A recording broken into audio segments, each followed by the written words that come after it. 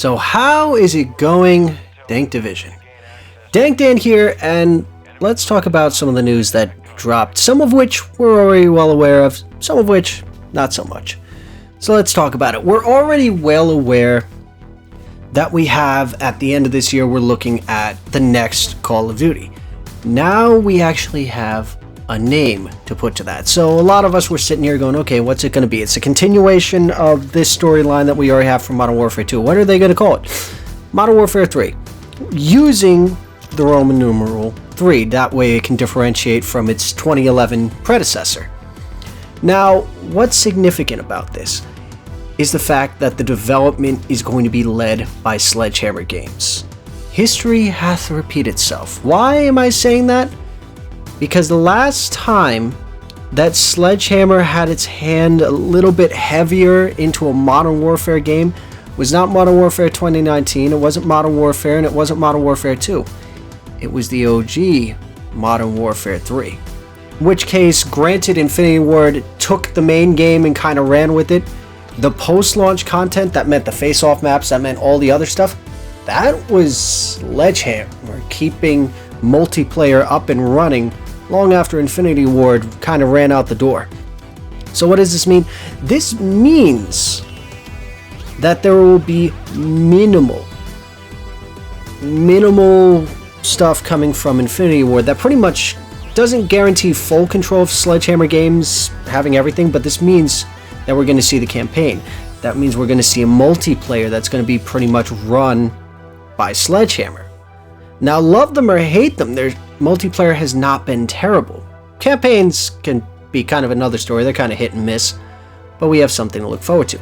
Then, of course, we have the leak of the new Warzone map, that, of course, being Las Almas, which is supposed to be set in, well, you guessed it, Las Almas. That means fighting in Mexico. That means probably some of the areas that we've already seen in the campaign being used as assets for this game. Now, let's face it, do we like Al Mazrah? It's up for debate. I mean, I do enjoy the sandstorms. I don't hate it. But I do miss the playstyle of the original Warzone 1, so it might just be the playstyle. I don't hate the map. But then we have to get into the piece de resistance. The thing that has a lot of people talking, and that is that the talk is out that there will be a new zombie mode. Where, how do I put it this way? We're looking at a form of Outbreak. For those of you who don't know what Outbreak is, there's a reason why I have DMZ playing in the background right now. Because I can already foresee the direction that this needs to go in. Because, let's face it, when you guys hopped into DMZ for the first time, it felt weird, it felt familiar, it felt like Outbreak and Spec Ops had a baby. Now, let's face it, we've all come to both accept and enjoy Outbreak. Why? The Easter eggs were somewhat entertaining, the gameplay got really entertaining, and it felt like there was a reward because you actually had camo challenges that were geared directly into zombies. It was an actual payout to doing all that work. Right now, DMZ doesn't exactly have that. You have the couple of missions, you have a couple of blueprints that you can walk away with, but nothing too concrete to actually make you want to play it over and over and over again. So where does that leave us? That now leaves us questioning, well, how exactly would an Outbreak DMZ-like mode work?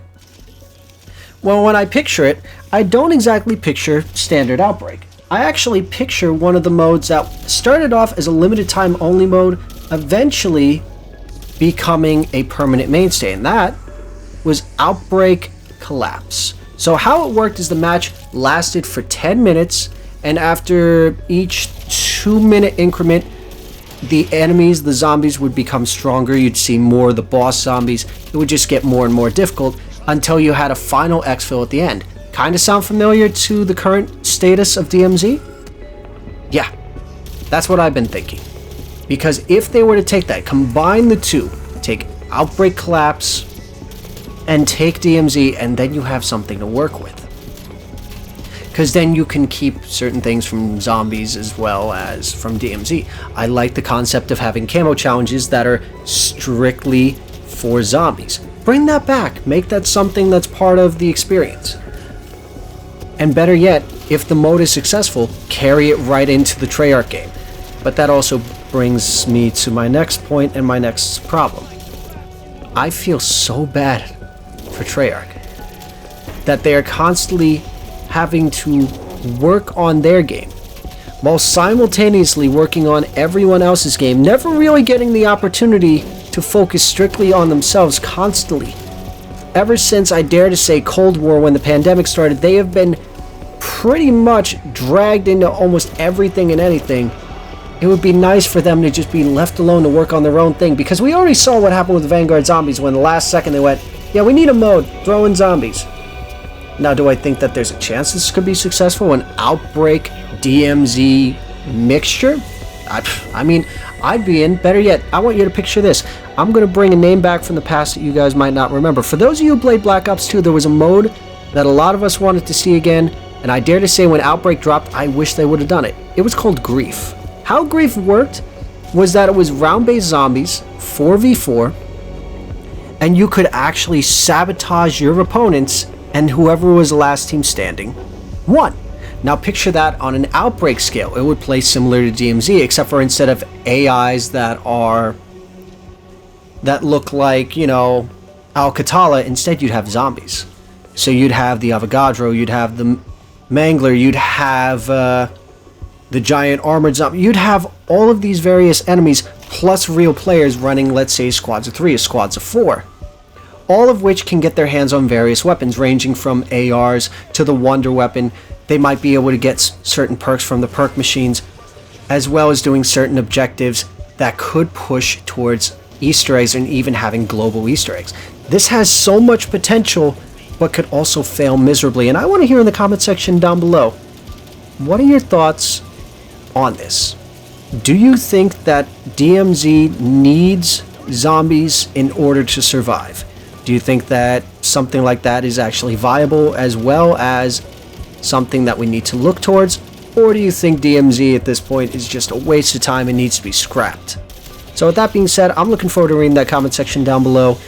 If you enjoyed watching this video, don't forget to drop a like, leave a comment down below, as well as follow us on all of our socials and click that subscribe button. And you guys have a wonderful day, night, whatever you're doing, do it wholeheartedly. And this is Dank Dan, signing off. Get them to click that subscribe button, Dick. It's the only way we can figure out the numbers. What do the numbers mean, Dick? We're wasting valuable time.